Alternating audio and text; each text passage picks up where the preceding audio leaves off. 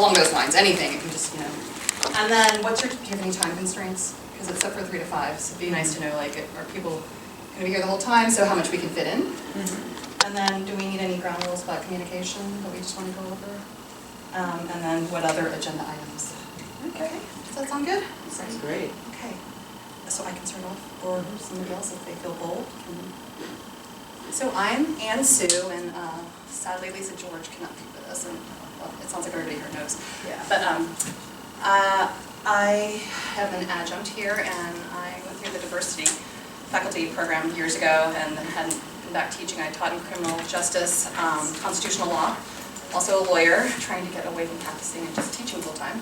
So I teach in paralegal, where I just taught one course there, but I've mostly been focusing on women's studies in the last year at Cascade, and I've also taught racism, and American law at Pacific Northwest College Bar, which is why I really wanted to be part of this group, whether or not I facilitated it, but also thought I could help like bring a little structure to it if we needed it, and we definitely talked about CRT in that class. So my goal for today is just to be here as support and just to learn from all of you, just as much as you might learning from me, and I'm here for the full gamut.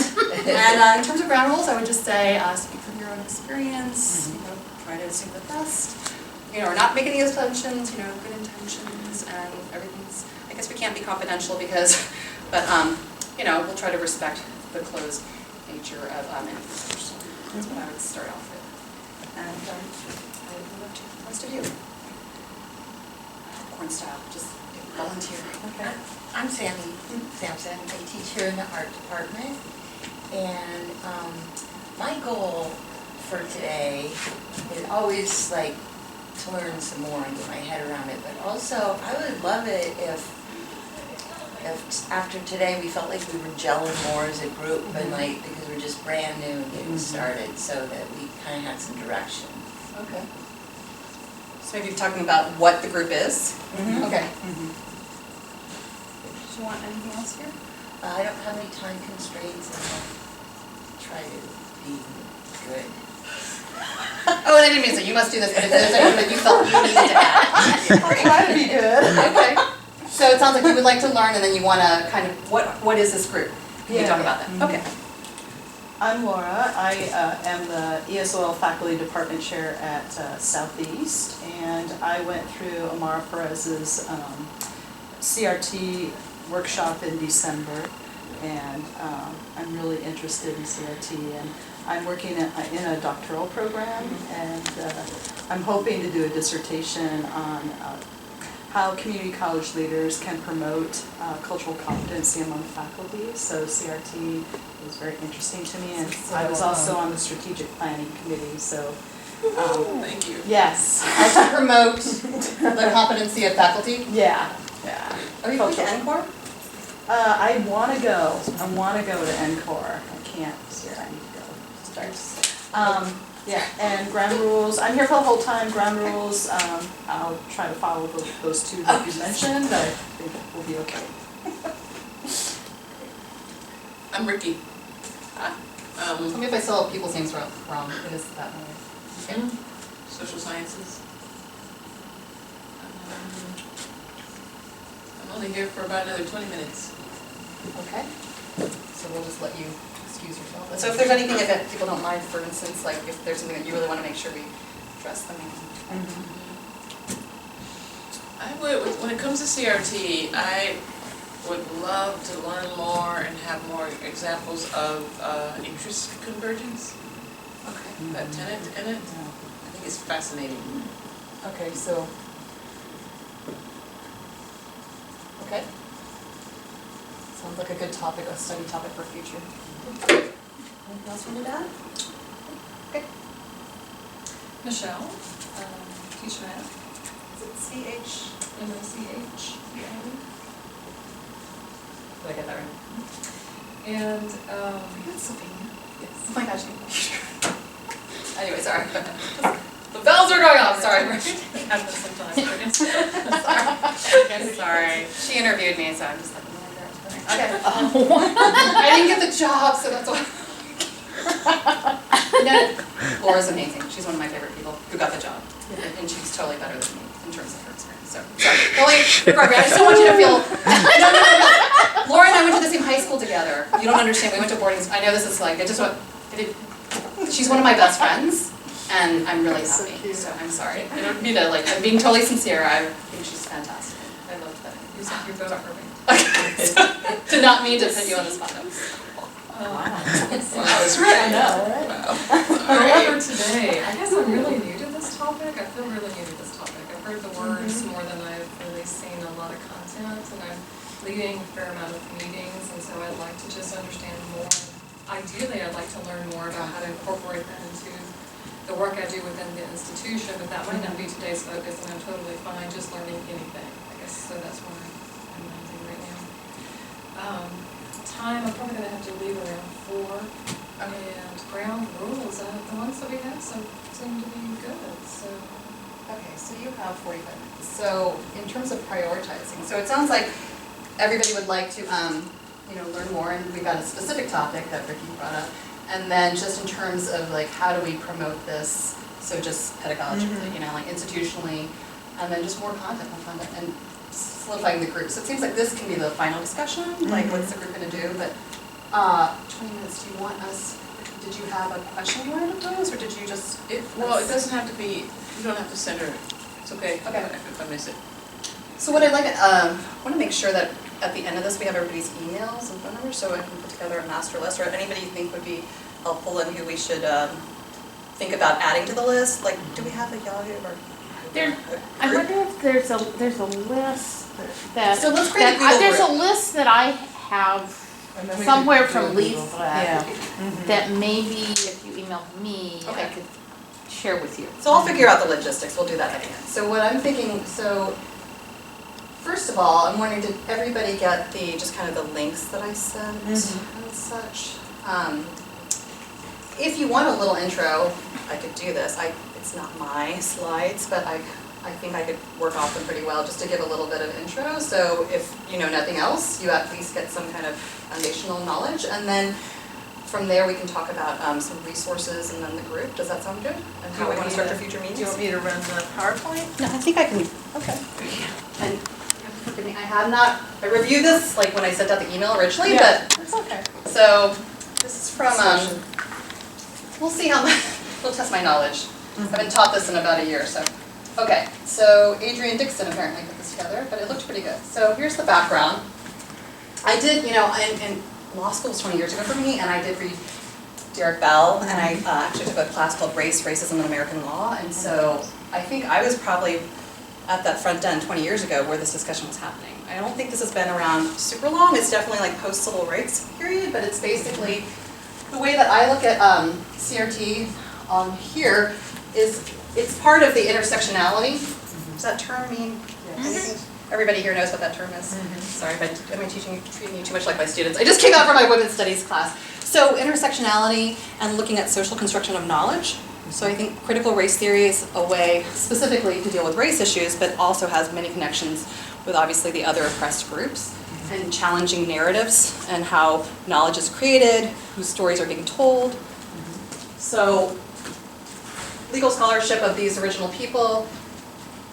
This article, this one where it says Gloria Ladson, I think it's one of the ones I sent to you all. Oh, sorry.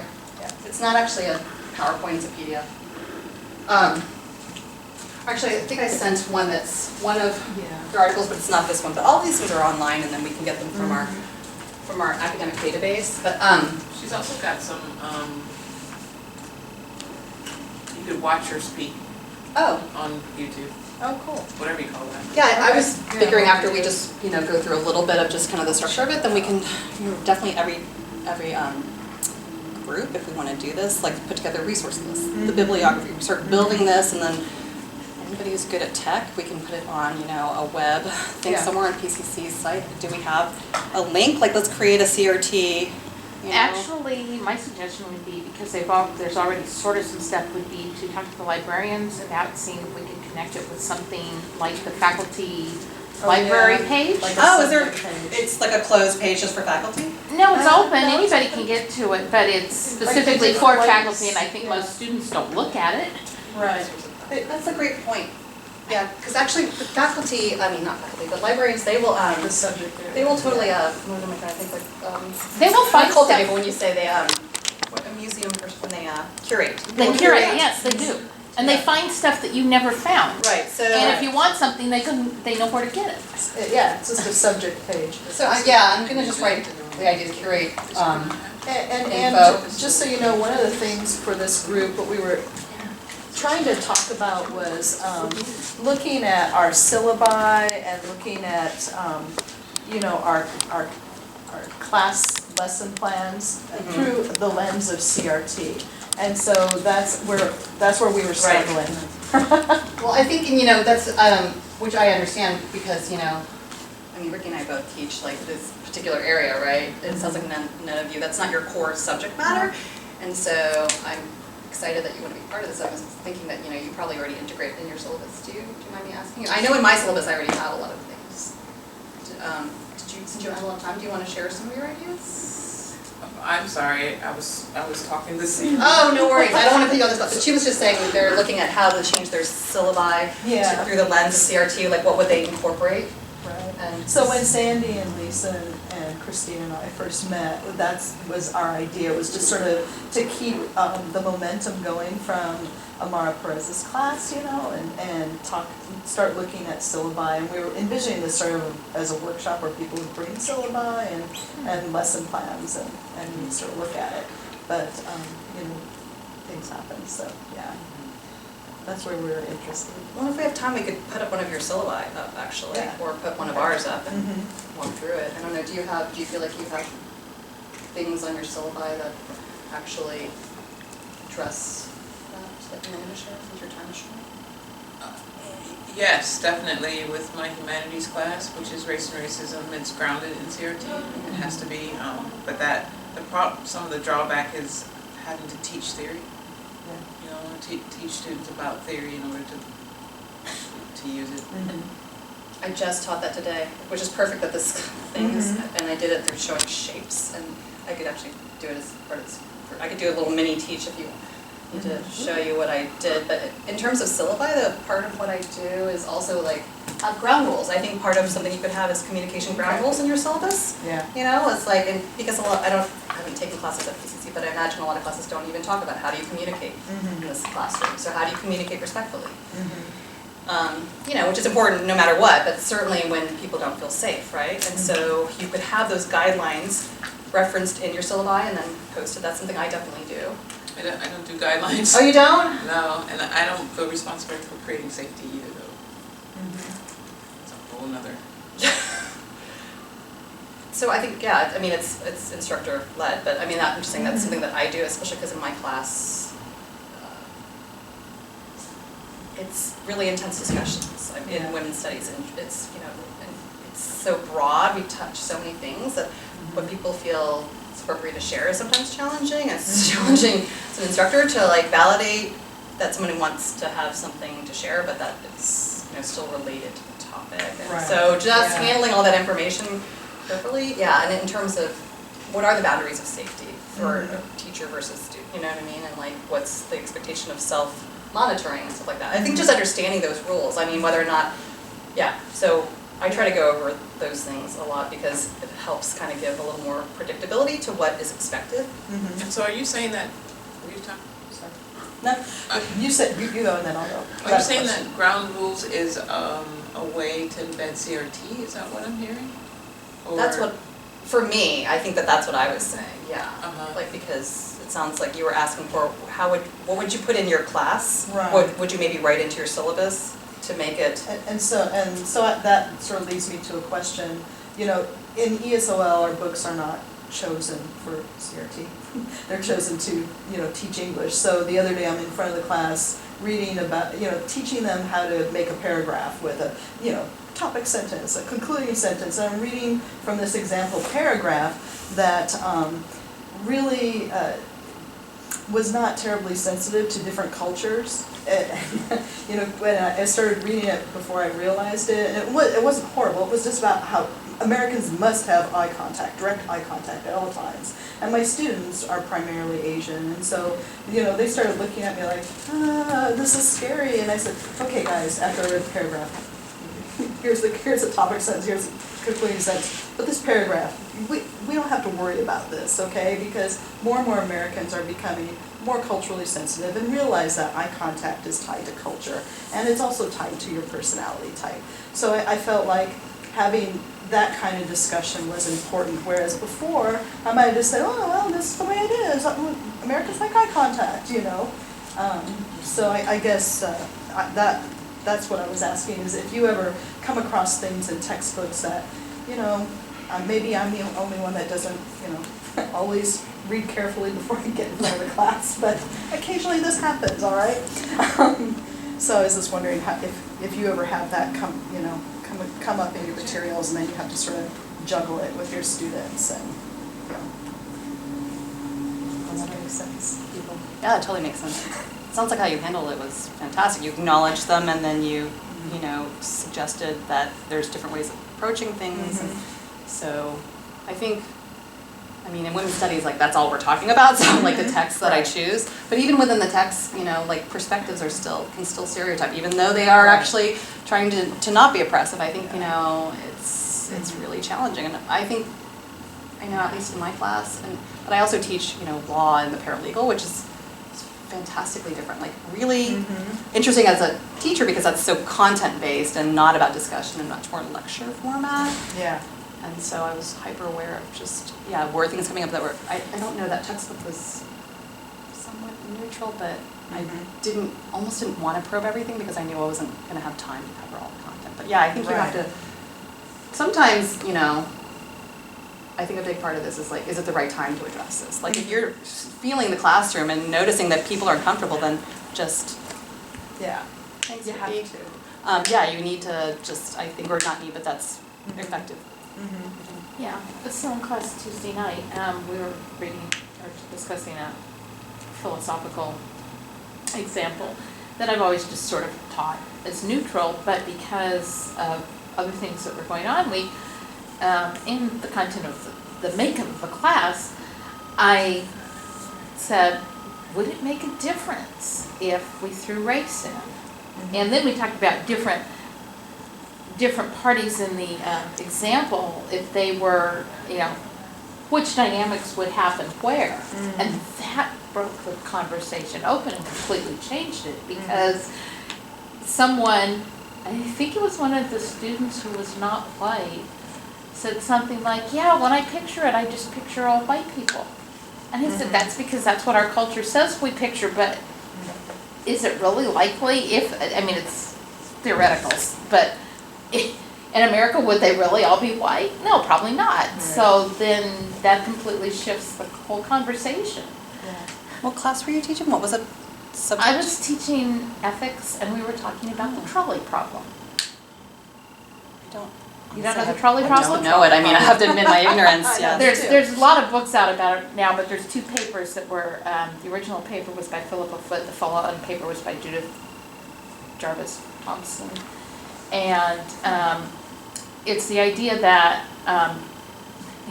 this comes out of a discussion on abortion. Oh, trolley, you mean like example, that's the ethics, I actually know what you're talking about. Okay. Yeah, so you've got you're in a trolley that's running down a track, and there's somebody that's there's 5 people in front of you, the trolley's out of control, so would you veer off and kill one person instead of 5? Or if you were on a bridge and you saw this happening, would you push a fat person off to stop the train?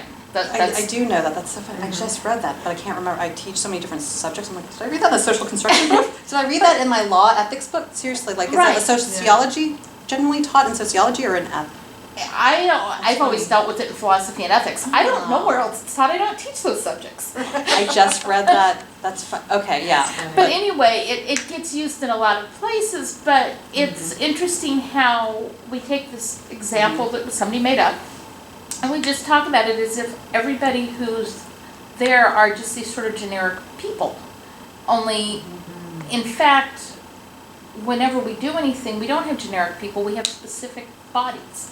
And that becomes a different issue than just, stick figures, right?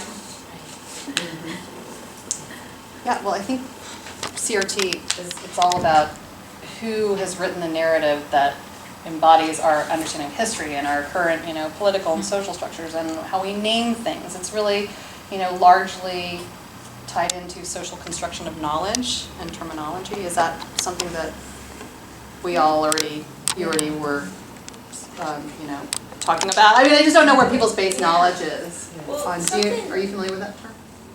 So do you want us to back up? No, continue. Or would it be, honestly, until I started teaching this, I don't think I knew that term, even though I lived it, and I come from a philosophy background, and so I always thought in the terms of social construction of knowledge, but I never used those words, so you're probably very familiar. Well, it's basically the idea that, have you read Thomas Kuhn's, did we talk about the science of structure? Thomas Kuhn. You know what? The structure of scientific revolution. Thank you, yes. It was in the 60s, but I'm pretty sure he's the one that coined paradigm shift, that term. And so, He's definitely the one who developed the idea. yeah, and so basically, and you can take his ideas, and it's similar, I don't think, unlike CRT, is basically understanding that all knowledge is about social relationship and sharing of information, and then agreement for naming those things and constructing the theories which we start to accept as factual, and then suddenly truth. And if you're familiar with Galileo and his persecution of whether or not the Earth was the center of the world. So that would be an example of social construction of knowledge and how he shifted things. And so that's, I think, what CRT, is it fair to say, would be about to a degree, is that who's been writing all the textbooks, from what perspective? POV, I think that's the biggest thing, the perspective that's been represented has been the mythic white, white, at least in this country, and Eurocentric, underpinnings, white, male, gentried, money, property, landowners, all of those things. And so, even though on its face it looks neutral, just like our laws look neutral, embedded in that is a presumption of experience, culturally, historically, and so understanding that can feel marginalizing to people that have not been part of that. And so how do you make sure that your educational materials and how you interact with class is more open? Does that sound like does that help? Okay. So I'm particularly interested in, because I know it's a studio class, my class is a studio class, and so they don't have a textbook, and the reading they do is very few and far between. And I'm just curious about how to operate in the room to model critical race theory in a way of, because it's already a power imbalance, you know what I mean? Yeah.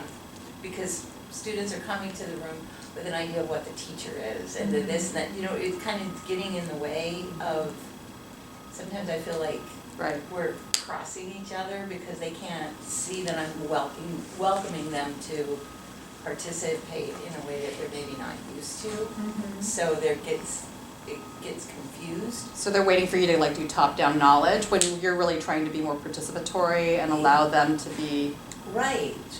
Which is very CRT, actually. It's I value that. Yeah. I value that, and so it's I'm particularly looking for help in that, and sometimes presenting materials that aren't the materials they're used to seeing, or presenting materials from the same materials but from different perspectives in terms of art history. That can be helpful, but it still doesn't quite. Sandy, do you ask them, instead of you starting off being the one presenting, do you ask them to bring things in and let them share them first before you talk? You mean on the first, not on the first day? Not on the class, first day, obviously. The first day is, yeah. For instance, the first assignment I give them is, they don't have their materials and whatever, and I give them all a new big pen and a big piece of paper. I say, go ahead, and I don't care if you just scribble. Just whatever you bring, and that's a really good thing, because it's they really bring themselves to that, and that helps, actually. Is it drawing or what art? It's drawing, Okay. drawing, right? I have a lot of ideas for, Yeah. I don't want to dominate though, but I have a lot of ideas. You know what I always do whenever I want to teach in that modality is I suss out myths of myths that people have about ideas, or I ask a question that's maybe unexpected. So do you ask them things like, what do you think is art? Who gets to judge what is good art? Yeah. Or Google, why don't your assignment is to Google great art, what do you see? And who gets to choose, you know, things like that, like, Yeah, where's the yeah. media, like, where did you get your ideas of what great art was? I think that's the That's- CRT lens, because like, did you get it from your family? Did you get it from the top 10 list that's, you know, on Google? And, you know, a lot of people, I think, that come into art if it's their first class. I know, actually, my mother, I thought, was an artist growing up because she could do these beautiful paintings. My brother's, one of them was a doctor, but he was an art major. And in my family, he was told, like, you better get that double major biology art, otherwise we're basically disowning you. But he missed his double major by 1 credit. And my parents were totally embarrassed and humiliated that my brother was gonna go to med school but have an art degree, which is so funny. I mean, like, you know, we're in our 40s now, like, who cares? But, so those are the messages I had about, do we value art and who's actually talented? But the reality is, what's ironic is, now that I'm in my 40s, I totally claim that I'm an artist.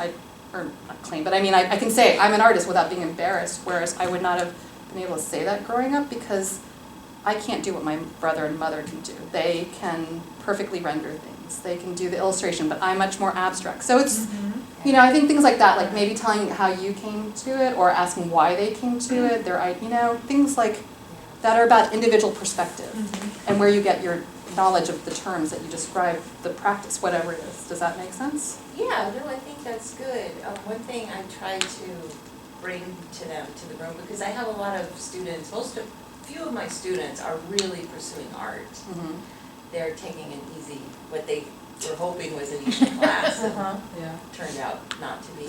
But I like try to talk to them about being cultural workers and building culture, right? I think that's empowering, and I think that fits within this. Absolutely. So I try to keep it away from just visual art.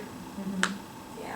Right, like are they artists trying to recreate what they think is supposed to be great art, or are they creating? And like what's the difference between creation and art, or craft and art, you know, and the technical versus the... Right. I mean, I think... And isn't craft actually art, isn't it valuable, don't create... Like all those craft, questions. all of them. So... Do you ever ask them, I'm just curious, because this reflects something that happened actually to a friend of mine in my childhood, but do you ever ask them if they had bad experiences where somebody told them that what they were creating wasn't art? I don't ask that, but occasionally somebody will tell me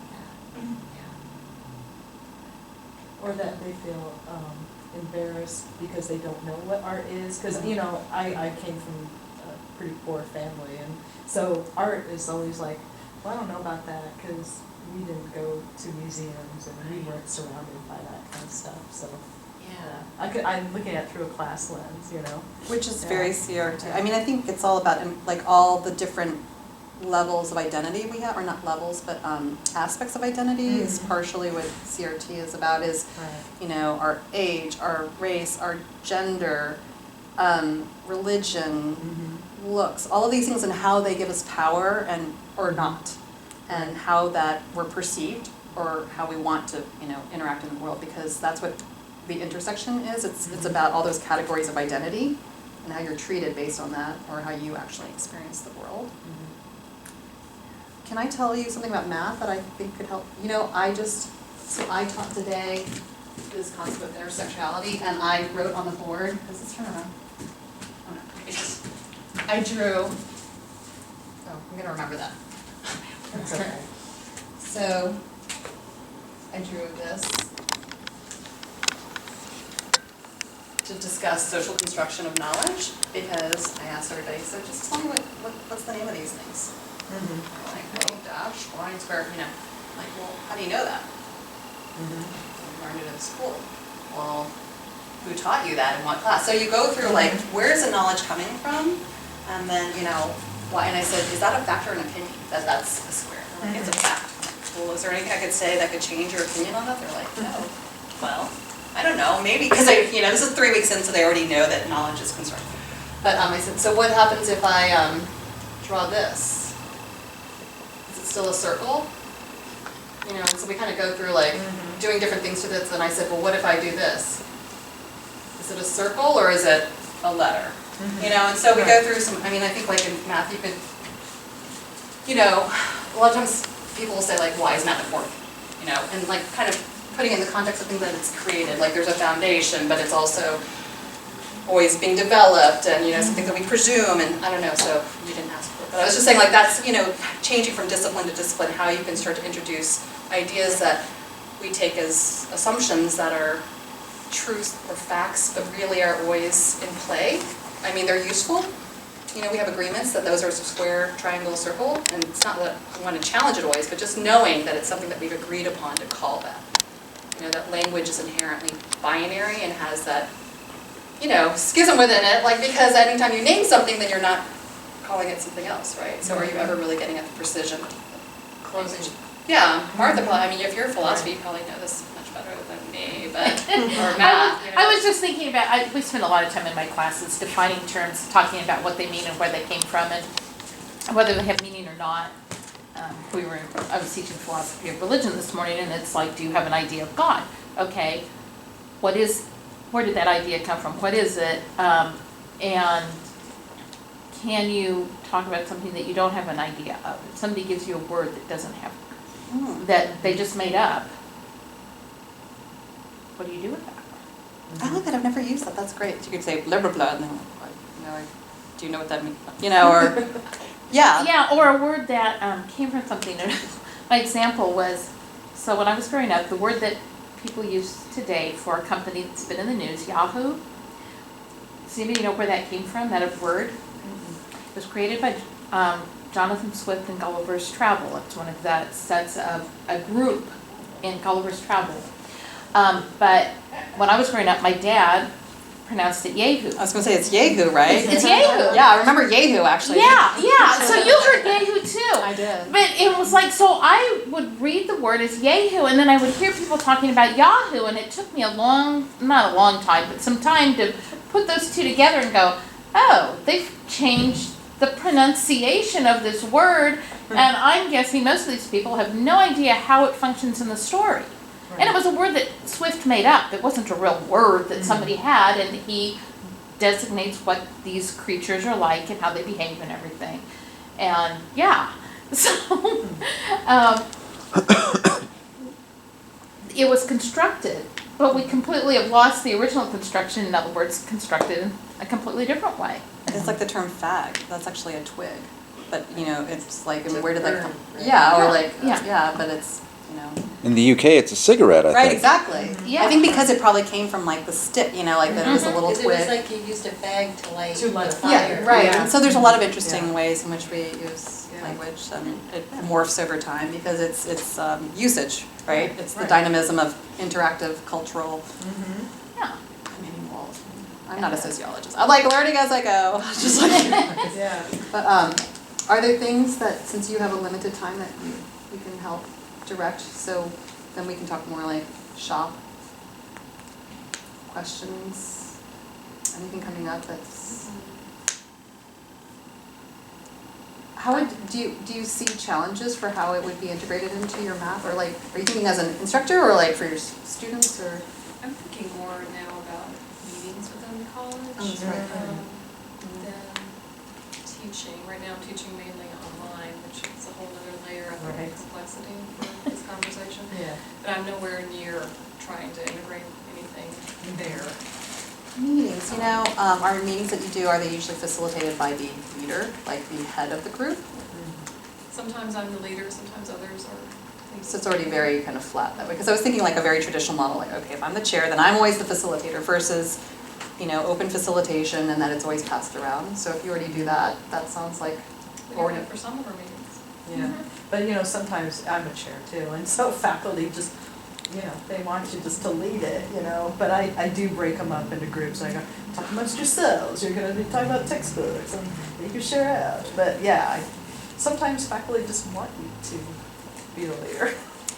it's true, well, you know, I think that, yeah, it's like how, it's just like how culture, you said like eye contact is different in a different culture. Sometimes we don't know what people are coming to the table with, like if they're perceiving that like silence means, you know, boredom or incompetence, you know, or submissiveness versus like, you know, being respectful and waiting, or like, you know, or someone considered bossy because they're talking, you know, those things. So, I mean, maybe I think a CRT lens might, if it's a group you're gonna work with constantly, and especially if there's a challenge, you could maybe say, you could publish like something and just say, these are some questions I'd like you to think about before the meeting and how they run.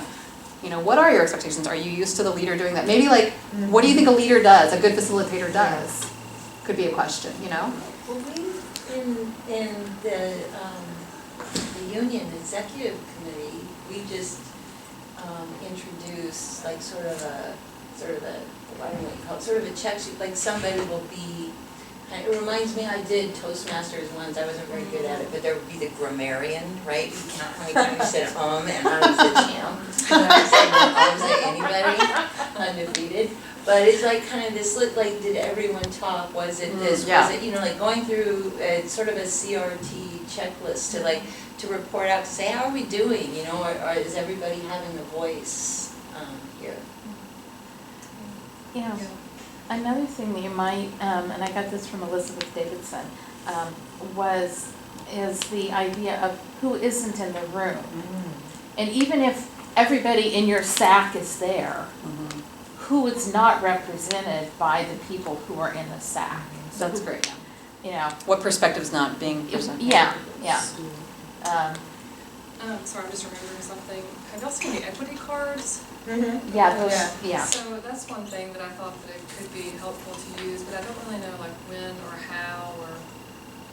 You do a mini retreat, are these meetings that you, like the same group? I think it's, if it's an ongoing group, it's a little easier to ask their permission, like maybe like we're gonna do a 10-minute icebreaker bonding experience, or like comfort, like group dynamic thing. But if it's like a one-time meeting, I think that is where you.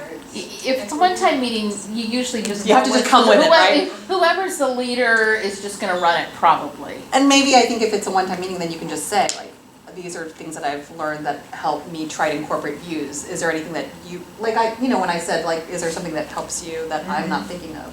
If it, because you don't know that group and you're only gonna be there once, but then you just show some humility. I think whenever you show that you don't have all the answers, that goes a long way no matter what. It's just like kind of trying to put everybody on the same level of individual worth, I think is a big part of CRT because it's point of view, perspective about how certain voices weren't heard. So just having their narrative, their story is very important because those stories have never been, really put into the public domain in a way that's institutionalized, like what is the dominant,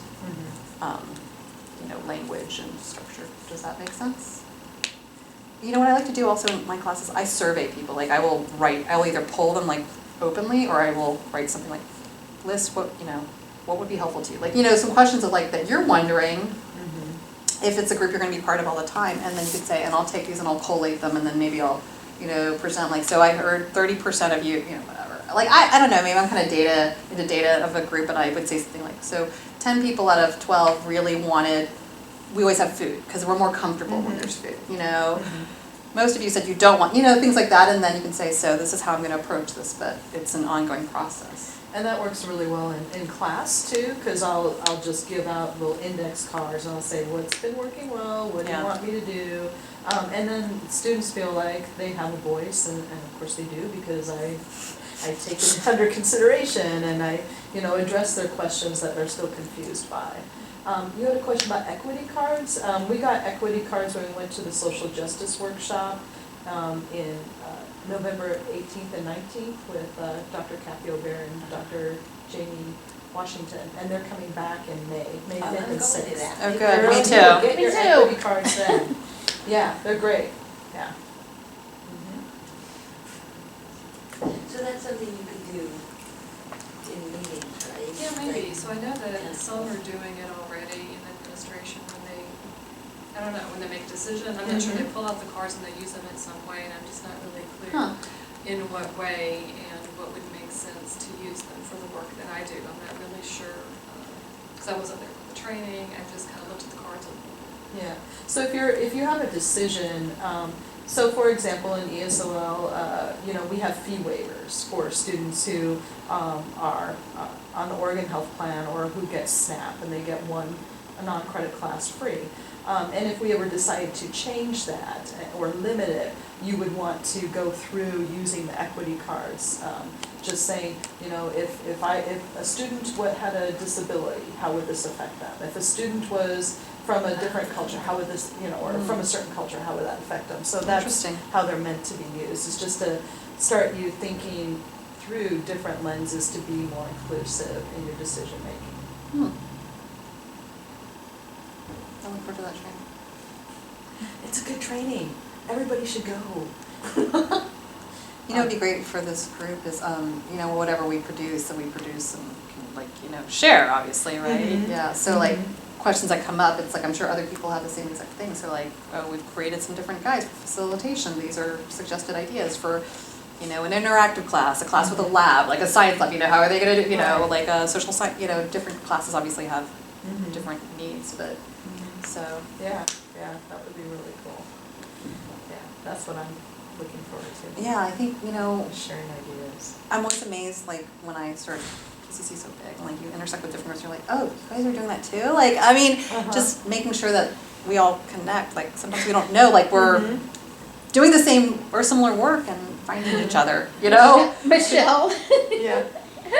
we've been in a bunch of Oh, for the conversations. TLC? Yeah. Well, not just the TLC, but some other things, but there's a lot of conversations going on about how do we, Yeah, like, how do we know, I mean, I Together. feel like I don't know, are all of you full-time? Or you're part-time? Because it's just, you know, you really have to like look for it if you're I mean, like, look for, there's no central place that says, here's all the, I mean, even if it said all the resources are found, you'd be overwhelmed. Like, sometimes you don't even know like why that would be interesting. I think it's a huge challenge to just know what exists unless you're really hungry for it, which, I mean, we obviously all are because we're here, which is awesome, but it's just how do we populate those things in a more accessible way? I feel like we should just have like one sheet even that we give people like, that has, here's the latest, so you're not like 20,000 sheets. I know some SACs are really big and some aren't. I don't think mine's very big. But also we have our campus department has a meeting once a year, as well as smaller.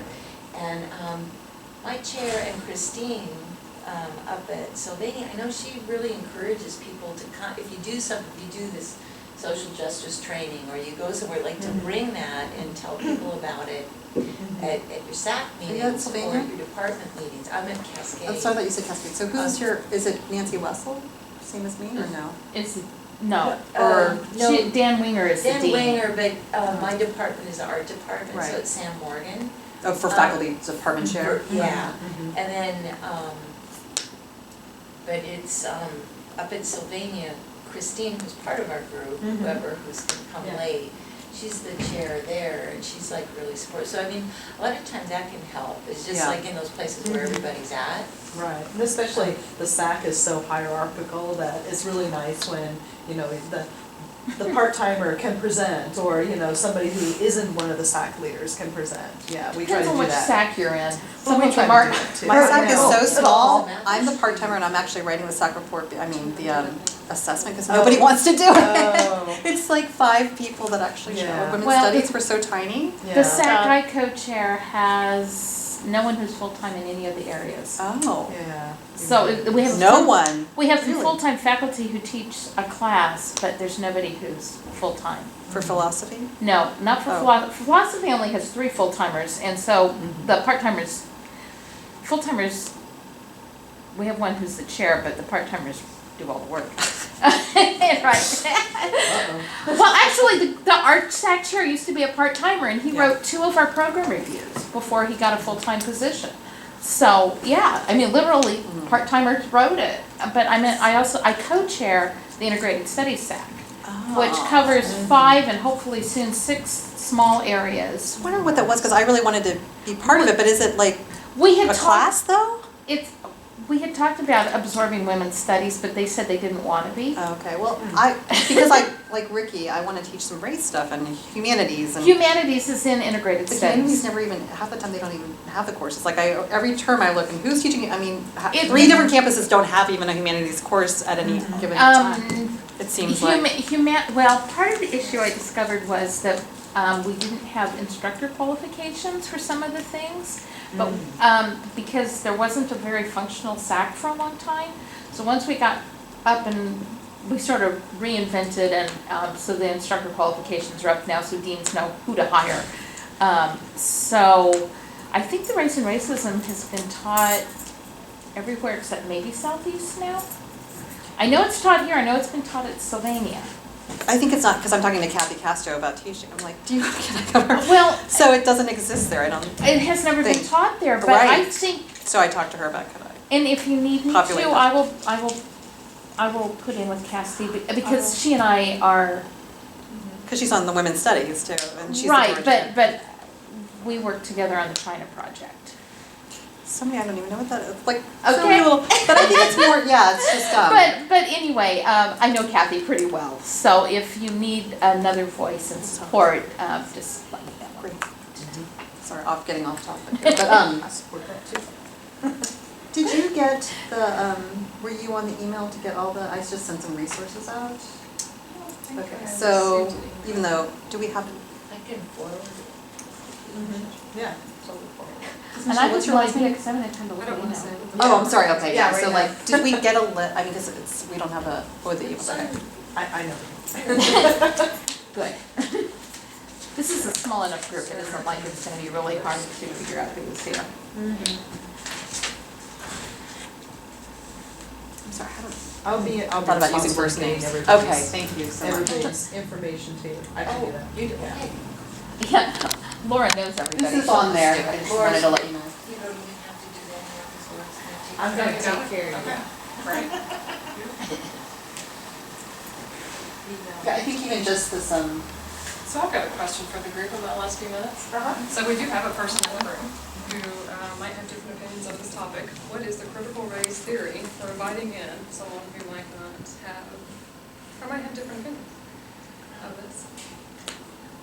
I what would be did- the approach? I'm sitting here going, identities are not equal and people experience identity in inequitable ways, and that goes in all directions. Mhm. In any given context, one person may feel not treated equally to others. Could be because there's the only male in the room. You know, he might feel uncomfortable, some men would be like, ooh, there's a woman, room full of women, I'm not staying, right? That's entirely possible, so. Was the question like if they don't agree with the theory that they, No, or, I'm just wondering, it just feels kind of odd to me, we're talking about this topic, and I'm certainly heightened because I've heard about the bloggers and the attitude the bloggers have taken, although I haven't visited the websites yet. But I'm just curious, what is, from the critical race theory standpoint, what is it to have this tension and to address the tension in the room? That's my question. And I think I don't know about the bloggers, so it's harder for me to answer that. my perspective is that what critical race theory says is there is always tension, and it posits around race specifically, but you can take, because that was what was being addressed, so it's specifically about race. But you can take that same set of things and say, anytime you have people coming from very different places, you have tension in the room, and what you want to do is acknowledge everyone's lived experience, whether it's race or gender or political perspective or ideology or anything else. Those things didn't just fall from the sky and plop on us Are out we of the doing blue. this now? I mean, maybe I should ask. I mean, if you're asking me directly, I don't know much about critical race theory. I've heard about it. I've heard that, you know, it's something that's being taught and whatnot. So, yeah. Yeah. I'm not sure, but I think that one of the first, I don't know what you call it, but one of the first things is Tenets? that tenets is that you say you're starting from a point of acknowledging that racism exists. Yes. So I guess that would be, that would be the starting point, is like racism exists. And then the conversation moves from that, right? So that's like sort of an agreement. Yeah, I would say that it's basically like, it's a racialized society. We can't choose to be or not be in it. It just is, just like it's a gender, we all live gender, but our perspective on it can be different. And so, and also I think a tenet of CRT is that it's institutionalized. The racism is institutionalized. So it's not necessarily about individual behavior, which I think is what's really difficult for a lot of people that aren't familiar with this, or just say, I'm not a racist because so racism doesn't exist. I mean, why do we have to even talk about racism? Why can't we just be colorblind? Because it basically says that there is no colorblind society. I mean, that might have been something we aspired to when we didn't have laws, when we overtly had slavery and we didn't have voting rights and such, because that was about, explicit institutional acknowledgement of oppression, but now it's gone very implicit and kind of insidious and underground. And so we still live in a society that race matters and how we perceive race and gender matters, but we think that it doesn't exist sometimes because it's less visible. but it still exists. And so I think part of CRT is saying like, yeah, it's here. Now what do we do with it? And it also, I think it challenges, can we even trust institutions like the law? You know, is the law a legitimate place or way to challenge these things, because it's historically been disfavorable. You know, even when we have things like Brown v. Board of Education, you know, and we have decisions that seemingly address these issues, they really are, you know, it's like the tip of the iceberg kind of thing. They don't necessarily change attitudes. You can legislate things, but that doesn't, you know, mandate people's personal morality or behaviors. Or even institutional stuff, right? Last week, Simon Tam spoke, and he was talking about his issue. Did you hear on the news that it was on the news today? They were talking about it again, and it sounded like they're thinking it might go to the Supreme Court. Oh, yeah. Which case? Simon Tam's case about naming his band the Slants and trying to trademark it. And the patent office, trademark office is telling them no. And they've won a lower court thing saying yes, they can use the name. And it's still it's a question of whether the office will do what the court said or whether they're gonna challenge it and bump it up to the Supreme Court. It's a trademark case or copyright? It's a trademark case. I was gonna say, The it name. has to be trademark. Trademarking the name. Yeah, and the reasons that were given for denying the trademark are very racist. I'll have to read that. But it's an Asian band, and they're calling themselves the Slants, and so they're saying that's racist, but it's Asians who want to trademark it. Yeah. Yeah, that's a whole separate issue of just like who gets to use certain terminology Right, that's but historically like reclamation of language. But you know. apparently they were told if they weren't Asian, they could use the name, but because they are The Supreme Asian, Court they said can't. that? No, the trademark office. Oh, that's interesting, but is that in there? I mean, I am a lawyer, so like, is that in the regulations that it says something like, is it on its face? Because, you know, federal like discrimination laws, so like they have like, that's fascinating. Apparently Yes. which is why they won the court case. Is But because creative the court is license- saying the trademark office is It would have wrong. meant something else, is that the idea? What? If they weren't Asian, it would have meant something else, like an I don't know, animal you have to go in and read the actual, what the trademark office gave them. It would be really interesting, you know, to go in and read that and then to read the court's It's reasoning fascinating. I had to read on that. why. That sounds- Yeah, so anyway, but it was on the news today that they were talking about, looks like it's possible it's gonna end up in the Supreme Court. And it's just like, so what happens to freedom of speech and getting to use, I mean, gay used to mean something different, and the people who use that terminology for themselves reclaim that name. So why can't an Asian band claim a name and use that? It's an I interesting guess they have to question. define like, I think is, And they that have, gay is different than, because you can't trademark gay, but like slants being like an artistic, you know, like right. need for, because there's financial, you know, attachment to it, and so like, what are the rules of how to acknowledge trademark? It probably has to do with something like, is it so specific that it merits that, I don't know, like. just- Yeah, anyway, but- they have good, it's an interesting. Yeah, that this- sounds this is- fascinating. Because it brings up all the different issues, right? Like, Right, what, you know, yeah, 'cause- it's just, There was a band called the Gays in town. oh, I don't think they ever got big enough to try to trademark it, though. I've never heard of them, but okay. They didn't get very big. Trademark a band name is interesting too, because the Pixies, you know, like, I don't know, I guess you trademark the Pixies and not just Right. Pixies, because Right, Pixies is yeah. a word, so like. Yeah. Or the Church, you know, there's a band called the Church, like, I don't think you could probably trademark that one. but that's what I was wondering, like, can you trademark those? But like, apparently- It's different, like, artistic names versus Yeah. like licensing like a Play-Doh or, you know, Right. Kleenex or.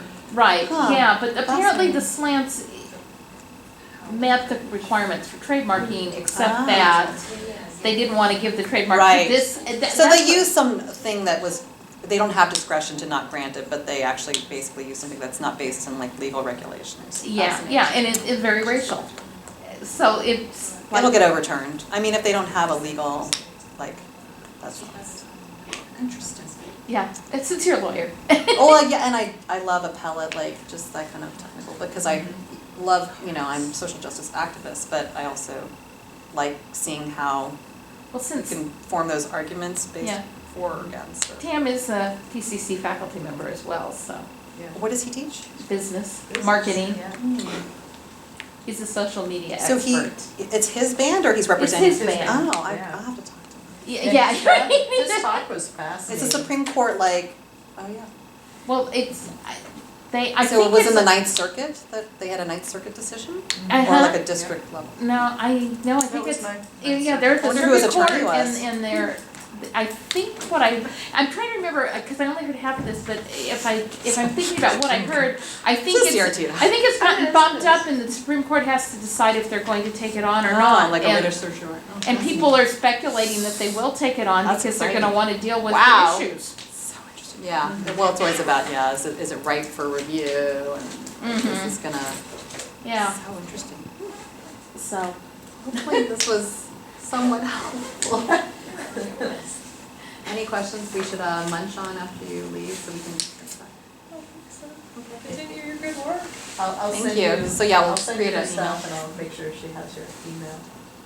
So. Thanks for the chocolates. Oh, you brought those chocolates? No, it was Sarah Robertson from Southeast brought them for a previous meeting and there they're you go. just Well, they're still leftover. here, so. They're still. They're leftovers, so they can have some. Left us some. Yeah.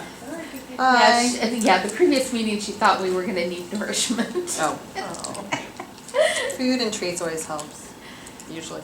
Well, Well, yeah. one thing I wrote down from a workshop I was at with Mara is there's no neutral with CRT. No discipline is neutral or safe from being infused with racism. And it just made me think of ESOL and, you know, a lot of us instructors in ESOL are white women. And the more I read about CRT, the more I feel bad about that, you know, in a way, because I think a lot of instructors get into the field to help students assimilate. And then that is so complicated, right? Because, and people that talk about, you know, accent reduction, I'm like, cultural genocide, stop it, you know? So I have all kinds of Fascinating. interesting, you know, or all kinds of things that I start to think about now that I'm learning about CRT. And I don't tell my students anymore, you know, that, you know, learn English and you will, you can do anything in the US, because honestly, that's just not true. Accent reduction, I love that the topic, like as a, Accent moral, reduction ethical. is actually super complicated. so what is the prevailing view right now? Is it like a shifting thing or is it like half and half? Or There's what's the? people, there are definitely divided groups, because there are people out there who are like, no, you know, people want to lose their accent so that, you know, they can press forward and be successful, and you know, I can make a lot of money doing it, because there's a ton of money in it. Because especially people that want to, you know, rise to the top, they're willing to pay. But then I just think of, you know, the immigration story, how all of our parents came here, and, you know, maybe, you know, your parents or grandparents decided, no, we aren't going to speak German at home anymore because we want to be Americans. And so that part of the culture was lost to us. It's very delicate because my parents are immigrants. I was born here and I asked them, why am I named Anne? My brother's Tommy and Dennis. I'm like, we love these Chinese. Not that I necessarily wanted a Chinese name. They're like, because, you know, all this discrimination. They came and said, they're like, we were not going to give you names. We have Chinese middle names. And Right. I was always embarrassed by my last name growing up because people thought it was two first names. My name's Ann Sue, and they used to be like, Ann Sue, what's your last name? Sue Ann, or because I live in the South. And so things like, Right. they would have been those people saying we want to get rid of it. So it seems to me like as an educator, not that there's a right or wrong, but it's more like, what is your student asking for? To me, that's a CRT thing, is like, what is not to come with the solution and the answer, but more the humility to serve the student to achieve what their goal is, right? Yeah, because I know one student, former student who did her ESOL here, who got stopped because she has an accent. One of her growing up languages, not, I don't know that I call it her native language, but she grew up speaking French as well as another language. But her English is very inflected with sort of the French, right?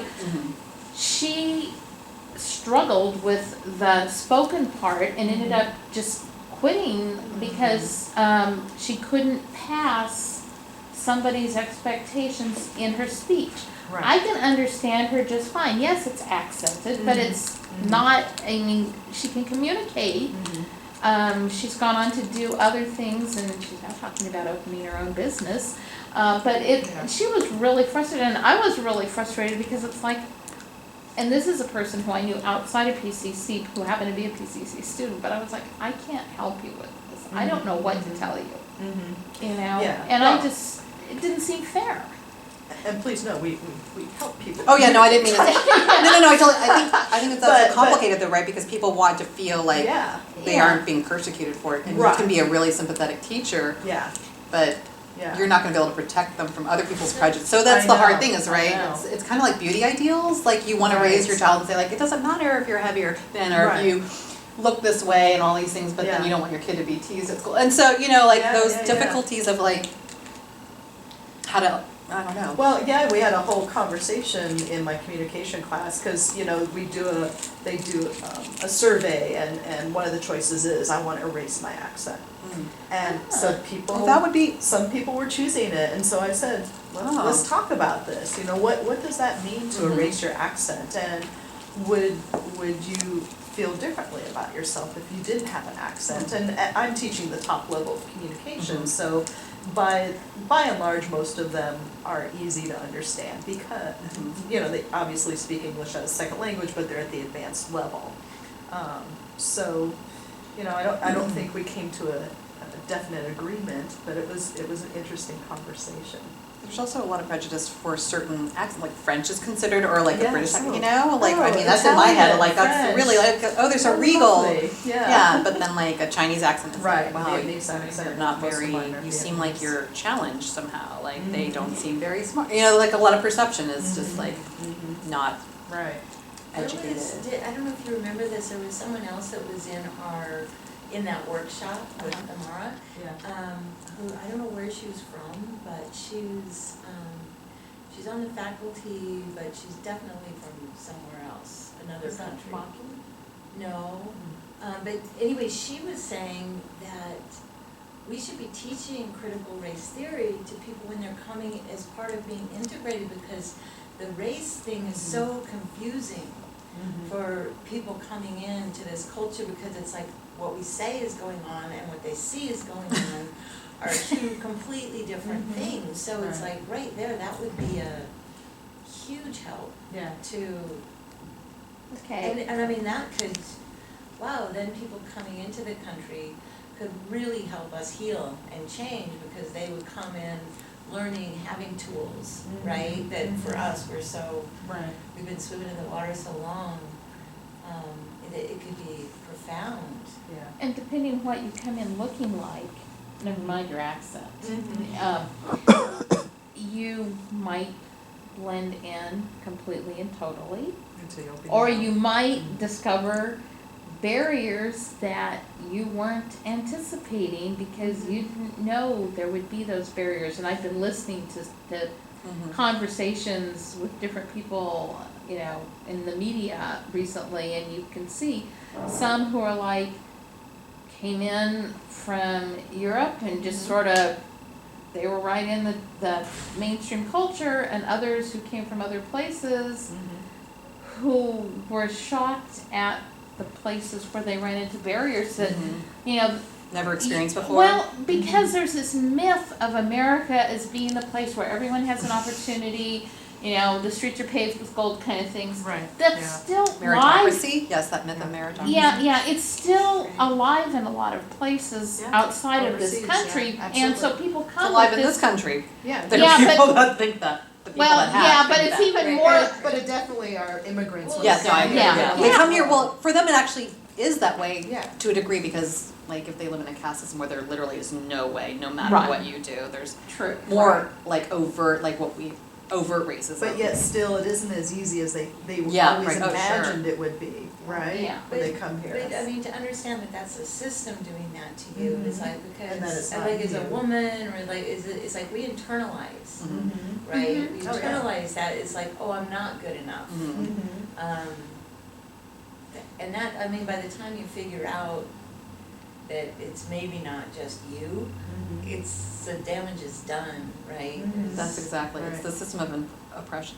So that's what they do. It's the institution, and then it creates the language and the ideas of who's in power, and then the people in dominant places, sometimes they're aware, but sometimes it's that invisible privilege. But then the people that are targeted are is exactly that. It's internalized oppression, whatever it's race, gender, because they're trying to. It's that whole thing about like if they want to lose their accent, it's like, well, I want to gain some power, because the only way to gain power in here is because the dominant paradigm tells me that I should not have an accent. Right. So it's like figuring out like where the power is and looking like that in every way, physically, you know, emotionally, mentally, like adjusting yourself so you can actually access that, you know, golden nugget. Yeah. We talk about that too because I do MBTI with them when I do a high-level communication class, and we talk about extroverts and introverts and you know, the idea that in the US, you know, you want to be an extrovert. And if you're an introvert, there's something wrong with you. And I say, no, there's nothing wrong with you. Actually, people are realizing that introverts are, you know, contribute a lot, you know. But it's that same power paradigm that, you know, students think, well, I need to be extroverted. No, you don't need to be. And you can fake it for a little bit, then go away and recharge, right? So. Because culturally, some cultures, like speaking out of turn or being really openly assertive is not acceptable. It's much more prescribed when it's allowed and who gets to do it and such. You need to come to the academic integrity workshop we're doing. Oh. Class, academic integrity. Gabe keeps correcting me, what I'm supposed to be calling this thing. We're doing a class in May on TLC class? A continuing ed through CCE. Oh, okay. Center for Careers in Education. They're the ones who run the continuing ed classes for faculty. Okay. Yeah, they've had some good ones. We're doing one next month on academic integrity. Oh, like a CEU? Uh-huh. Okay, I guess because I'm not, well, CLEs, but like. Nobody ever uses the CEUs for anything. No. We just get. But that's what I collect them. it's under the CEU. Okay. Yeah. You can collect them for nothing, but. For nothing. Yeah. But Anyway, we're gonna do a piece in talking about I'm doing a piece on culture. Mm-hmm. Because our students' understanding of academic integrity is influenced in part by their cultural backgrounds. Mm-hmm. Absolutely. And a lot of instructors don't know that. Yeah. Mm-hmm. So discussing like in depth, like whether something's individual work or collaboration. Right. And what does it mean to collaborate? What does it mean to do individual work? Right. What does it mean to honor the authority, the expert? Mm-hmm.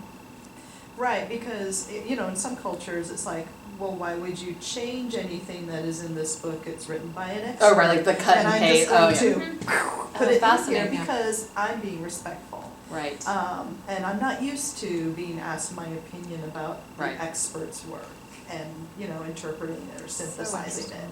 Yeah, so I mean, it's not that they're all malicious, you know, my goodness, they're, you know, it's cultural. Will need to be explicit then, like to a degree that you didn't realize you have to be explicit. Absolutely. That's fascinating. Totally I haven't explicit. dealt with that as much. I guess because we don't do a lot of writing with citation as much. It's not like that. It's a little bit. But even if you have any writing at all, Yeah, actually. it's amazing what students will find to borrow from someone else. Yeah. Oh, yes. Suddenly, this doesn't even sound like you, what is this? Oh, yeah. You're a woman and it sounds like this is written by a man. What's going on here? So I had a student literally cut and paste something from the web, and it was so obvious to me because his writing was all very casual, like I'm just talking like I'm at the dinner table, and suddenly it was like, as Ozokawa said in, you know, her tome on blah blah, I was like, what? I'm like, you know, and like, you know, the 3 tenets of blah, I was like, what? Okay, this can't possibly. So I just like typed in one sentence and was like, there it is, blam, you know, and so I said, how do you think you did on your exam? He goes, oh, 100%. I'm like, really? That's interesting. I'm like, so it's plagiarizing. He's like, not all of it. I'm like, wow, wow, you're gutsy, serious. I was like, well, you're gonna fail. And he was offended and outraged. And I'm like, really? Those are hard conversations to have. I know. Well, that's why that is not cultural. I don't know, or maybe that is. I think Yeah. that's a different, not an issue of like ethnic or other country, but it's more. I think that's an issue of like. I mean, I'm assuming we've all had to have a little bit more formal higher education, and we're used to like those expectations of. Right. But if you're like you're a first generation college learner, a lot of times it's like, why are you being so difficult? I'm trying, and feeling very defensive about the little effort that was put in. It's, it's kind of a, I don't know. Yeah, Yeah. so anyway, we're spending Yeah. 4 hours working on that. Oh, interesting. I want to get involved. Is that the integrated studies? I need to What, talk no, to no, more. this is just the, class that it's they're just the having. class that But we're how doing. you're, well, yeah. There's a task force right now at the EAC on academic integrity that's getting ready to do recommendations, and so, but they've run 2 surveys, one of students and one of faculty. Okay. And so we're gonna be using what came out of the surveys in terms of what do faculty think it is, what do students think it is? I need to get involved with EAC, I think. I mean, because It's the best way to network. It is. joking or being serious? No. No, Oh, well, seriously. Seriously, when I sounds- came here. Well, and also because it's Yeah. about curriculum really and different things, and Right. like all of these Yeah. You should I'm be- going to- they're looking for 2 part-time. Yes, I was gonna apply to that. Please I need to. apply. Really only a few I need to. people that have any power. Do you want one more? No, I don't think Who has that's power? true. So it's one of the more powerful. Oh, I it know, I is, was just saying that I'd heard that it was not a place where power was shared or that it was Oh. just. Well, I don't believe that. I think. So you're I think both it on it? actually, I No. have been on it, and I was a chair of like the Academic Standards and Practices Committee, which is all about wordsmithing, and I love it. Because I'm like, no, you do not put a comma there. I'm like, yes. You're appreciated for it, right? You're not Yes. like, Yeah, that's all we do. it is a place where power is shared, but what it does is it recommends to the president, and then the president takes stuff to the board. But it's the way for students, faculty, staff, everybody to have voice. conversations, and I've never been on it, but I've been there a ton of times to be involved in conversations. And the conversations, I'm a part-time faculty member with no standing, and I've stuck my voice out there, and guess what? It's recorded, and they're actually, Yeah, interesting. and it's Yeah. a way to get yourself No. known. You know, it's a way to get yourself known and to meet people, and It's important. I'm Getting all about known. being strategic. This is what I've so learned. I'm like trying to pop. So it's like, was that I- terrible I what I just- did with Michelle, by the way? I felt really bad. I just wanna say that I feel kind of like, what are we talking about? Like getting ourselves known and this and that, it's like, aren't we just replicating Yeah. the very thing that we're talking about trying to shift and make a different model?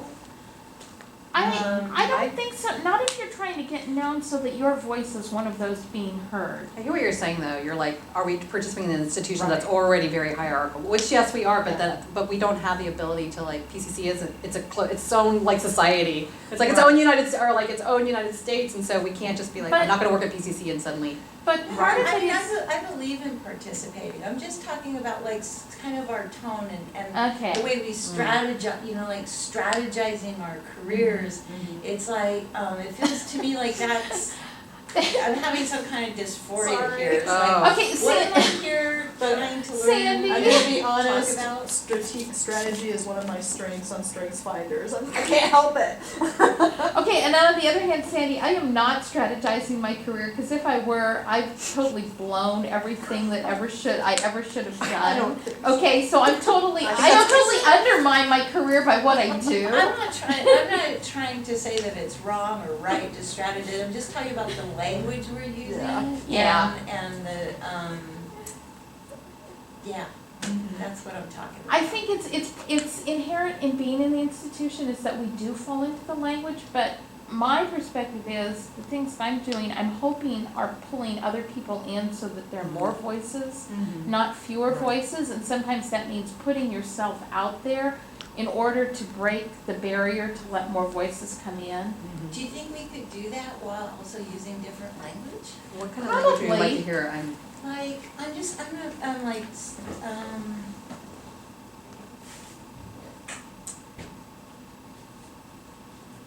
like, more talk about collaboration and shared authorship and, like with plagiarism, it's like, what is the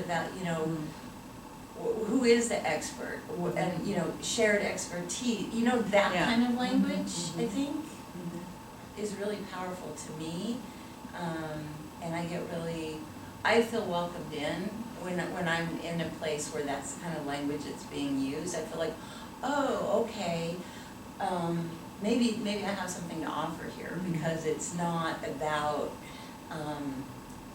anagrams and, or not anagrams and, no, yeah, anagrams, whatever they, see, I can't even, I have such a mental Acronyms? Acronyms. Yeah, the Yeah. PCC is the world of Yeah, acronyms, yeah. yes. You know what I mean? It's not all about that, it's not, because that's so othering, Yeah. you know? So it's like, I really want to participate, I love PCC, and, I mean, I do feel like I have a voice here. But I wanna be able to have more people having a voice and more, you know, like less feeling like you have to be here. So I had to go to so many meetings when I first got here, any meeting I could go to just to learn the culture. Because it's just like, and then I figured out, you know, like nobody really knows the culture, they know their little pocket. And so I learned that, but I would just like to stimulate, because I think that will filter down into the classroom, you know, Absolutely. too, for our students. I think that, sorry, can you tell me again if you're part-time or full-time? Part-time. Because that's I mean, I definitely support everything you said, because, you know, one thing, I found that, I don't know that many people are CTE and LDC, acronyms again, and the only reason I mention that is because it's been fascinating for me to actually be in, because You're in both worlds. I am, and it's really different. Uh-huh. So talking about, like when I say I want to get on the EAC, it's not all about me, because I feel like I am like trying to create a community, because I think that I represent something that, you know, about bridging, like that's why I do the CTE and the LDC, you know, and that's why I teach women's studies but also law, because I'm interdisciplinary, and I always have been, and that's what I think we're talking about, and that's what CRT is about, like getting all the voices at the table. But sadly, if you aren't strategic within PCC, you don't get to talk to the people that could change. It's kind of like you go in so you can break it down, you know? Yeah. And To I some know a lot extent. about PCC because I've worked at 3 out of 4 campuses, and I've been an interim division dean, and worked in HR, and, you know, so Wow, so yeah, I know you- people. Yeah, well, I am not knocking that, I am not knocking that at all, don't get me wrong. I'm just really wanting to, you know, like, we have this time here together to like. Yeah, no, Point well I love taken, yeah, like collaboration. job employment stuff later. Okay, Exactly, okay. So, no, No, everything you I'm said, a- I really, it was very eloquent, and I appreciate it. Yeah, it's Sandy. Even though when you read the description, it's gonna sound like it has not much to do with your class, I would love to have you come to the academic integrity workshop and bring those points to the table when we do the discussion. Seriously, I really would love it, because art studio brings a different perspective on what it means to have academic integrity. Yeah, exactly, it's like, hey man, if you can bring in, you know, if you can forge, What if I can correct, copy you know, if you Leonardo can or absolutely something? forge something Yeah. that somebody else did and bring it in, good for you. That's. Or also just a whole issue with art, so much the digital world now, people like cut and pasting and like pastiche and like all the collage and like, where are you taking images from, or like, you know, it's so hard. There was a time when it wasn't so accessible and it would be harder to plagiarize, but now, or Well, the take thing people's is, art without, because yeah. It's like there's no point in plagiarism because there is no originality anyway. It's like, so it's like. that so true? what you bring, No, it's- really, is that it's considered the true. truth? And It's true, because I said so, right? Sandy says, that's my citation, there is no originality, I'm like, No, I citing mean, you you. know, it's like what's interesting is the concept. It's like, why did you choose this? Mhm. You know, don't steal one thing, steal 2 things and put them together, right? And make that happen. It's like, I think Picasso said, like, good artists imitate and great artists steal. Yes. Did he really? Yeah, he Yes, really did. yes, I don't and like I know either of those. exactly the I've heard that. yes. So, but it's a different thing, because it's like That's about the idea, why are you doing what you're doing? It doesn't matter if you could do something absolutely, it doesn't matter if you do trompe-l'oeil, photorealistic or whatever. If you don't have something to say, if that isn't the right way to say what you're trying to say, then there's no point. It's much more critical thinking and conceptualizing than it is actually motor skills at this point, because Oh, that's exactly what it is. because of digitization Right. and all of this. So, and that's interesting to try to open students up to that idea. Well, Yes, the conceptual, I love that. Yeah. In both in literature and in visual arts, in musical arts, in drama, the whole taking something that references someone else's work in some way or builds off of it is considered, I mean, that's Well, the. yeah, we have a different idea about appropriation rather, but the idea is that it only works if people understand where it comes from. Yeah. Right, like Right. an intentional reference to something, Yeah, yeah, versus like, Otherwise Yeah. it doesn't mean anything. like satire doesn't work if you're like, I have no Exactly. idea, like. Yeah, right. This is Zootopia, and like they had a little mouse, and I was thinking, my kids were laughing, like, do you realize that that's like the Godfather? Like, I was laughing my patootie off because, Right. so see, you know what I'm talking about? No, but Oh, I- it's I like get this the- tiny little mouse turns around and he acts like the Godfather, and it's so hilarious because, you know, it's Yeah. this tiny little creature, Yeah. yeah. But my, you know, they don't get the irony. Because they don't know that. Right, exactly. They don't use Like, original. no. But they were still laughing. I'm like, how would I experience this movie? And did I not know all these references? Because what I find it, but they, I don't know. It's just anyway. So we have half an hour left. Just wanting to keep us. Do we want to talk about the topics for future meetings, or like structure, or just some logistics about kind of like what this group wants, so we know? I would be interested to know if this is a group that wants things that I want, that, Yeah, yeah.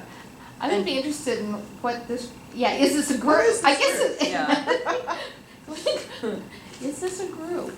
Right, I mean, is it a group to talk like more ideas conceptually, or is it a group, I mean, or it could be multiple things, right? Like, I think that that's why if you know, if there is a general interest, then you could say, well, next month, like, I don't wanna go to that because that one's about doing syllabus or syllabi. right, But right. maybe that's the way to do it, is like, you could have like 30 people on the list, but then if we publish an agenda with specific things ahead of time, which is what I tried to email people and say, what do you want, so Right, people would know if right. they want it, but maybe if we just generate some of those ideas now. Mhm. We don't have to commit to anything, but then I guess we could propose things and then vote on, well, next month, or like, here's a month, or like a year of topics and, or Right. whatever. So I have a question that sort of maybe precedes that question, or at least comes along with it, and that is, who is going to be responsible for the generation communication piece? Like, groups only function with somebody. I'm willing to do it, I mean, like, yeah, I think that's great, as Lisa was. I Yeah. feel personally, like, I just tipped my toe in the water with that workshop that we did. So I would think, like, a learning group, and then so also kind of some participatory research in terms of pedagogy, rather than a finite or discrete topic for each meeting would be appealing to me. Right. Not that I wouldn't be interested in some of those other things as well. And we could all read a same reading, for Right. example, I think- and then to get the yeah. conversation started, Right. and then bring in right. ideas from our Right. work and. I think topically what I meant was like, okay, this is actually a working group this time. This time it's a discussion group. More so like people, if they're like, I don't really want to discuss. I really want to go and be taught something. Like maybe you can alternate Right. between people that really just want, or maybe it's like 30 minutes. I guess I'm just putting it all out there, like what's. I'm gonna be interested in all of it, Yeah. but I'm gonna advocate definitely for some breaking down the barriers of the typical ways of approach, like really a learning group. I mean, I think learning is huge for me to be able to. So, How about if we survey the, oh, sorry. I was gonna say, thinking in future mode, it's like, I have some information I want my students to get, but then I want them to do something with it so it sticks. So having sessions where we're talking about some specific idea, but then there's either somebody's bringing in and sharing an example, or we're doing some kind of an exercise that lets us say, okay, I've got this idea, now what do I do with it? Right, You so know? we do the reading, Yeah, we come and we experiential. discuss it, we then Yeah. apply it to something. Yeah, and like bring we that have back into to- scenario. Bring that back to the next, exactly. Yeah. That would be Yes.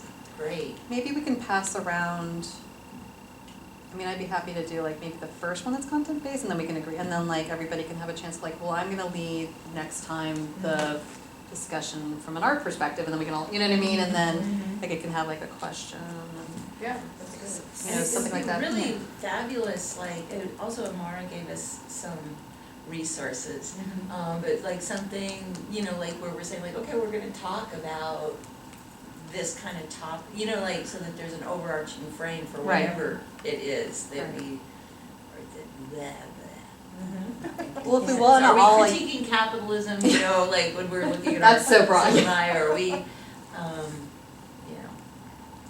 No, it sounds perfect. Well, why don't we create is it too cumbersome to have an email thing where it's all like reply all and then we're discussing? Or like, I don't know how to create a chat room, or I don't know, or like, or if does that already exist, if we do, or just to. There isn't anything, I don't think, that exists right now. I think it's just a list of people who are interested, and they were meeting once a month, Yeah. but you guys have met, what, once or twice? Well, there were 2 meetings. I was able to go to one. And I was able to go to one. Yeah. So, Okay.